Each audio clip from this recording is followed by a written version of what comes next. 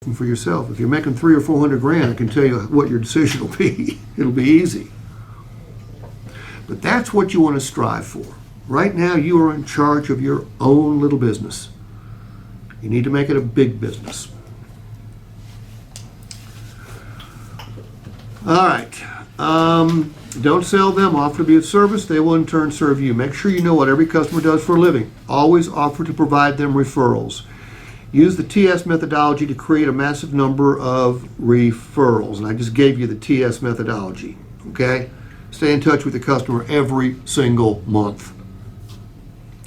Don't expect overnight results. This is a long-term success plan. And a video where I go into some more detail is the link to that video is on that piece of paper. Okay. In high school, Ty, why did you study in high school? Yeah. Why? To get good grades. To get good grades. Dylan with a Y, did you study in high school? I did. Why? Get good grades. You guys are so full of shit. Parents made me. Yeah. Now we're getting more honest, okay? I studied in high school so I could play football, because if I made bad grades, I couldn't play football. I studied in high school so I could drive, because if I didn't get good drives, my parents wouldn't let me drive the damn car. I studied in high school so I could date. If I didn't get good grades, I couldn't drive, I couldn't date. I studied in high school so my parents would quit giving me shit. And I went to college. I studied in college so I wouldn't go to Vietnam. Because when I went to college, if you flunked out, this is back in the days of the draft, you got drafted. My number was 143, fairly low number. So I knew if I got drafted, if I flunked out of college, I was going into the military and I'd probably go to Vietnam. So I studied in college. Once I got out of college, I figured that studying was over. I couldn't have been more wrong. And for the longest time, I didn't study. I was a bartender for about 4 years. I don't take much studying.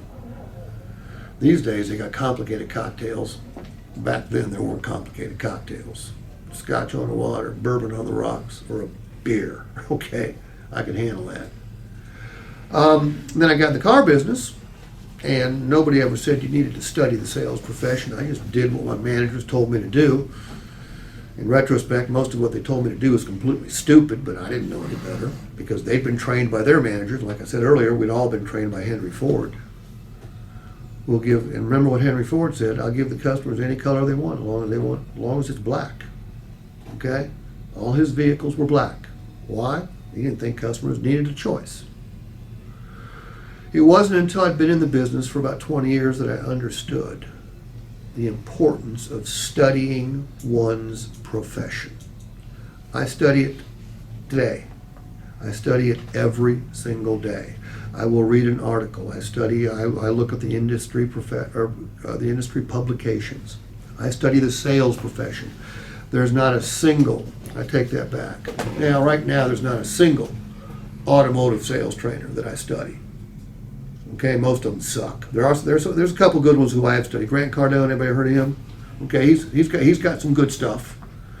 Jonathan Dawson, he's got some good stuff. And that's about where the list ends. So I study people that teach insurance salespeople, people that teach real estate salespeople. Because think about this for a second.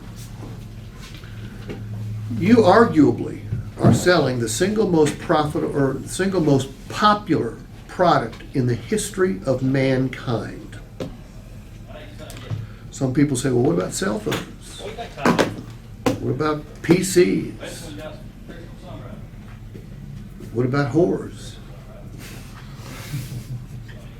Well, a whole lot more people buy cars. Than whores? Than whores. Okay. If I lose my phone, I'm inconvenienced. My computer crashes, I'm inconvenienced. I get back to Atlanta, or I go outside, my car's going, I'm handicapped. Okay? True or false, in this area, if someone doesn't have wheels, they are professionally and socially handicapped. Look, what you have as inventory, what people come here to buy, is something that everybody either wants or needs. Now, if you live in Manhattan, downtown Chicago, a couple other places in the country, you probably don't need wheels. Okay, but everywhere else, you need a car, you need a truck, or you need a motorcycle. And the weather's a little bit inclement weather hurts your motorcycle flexibility.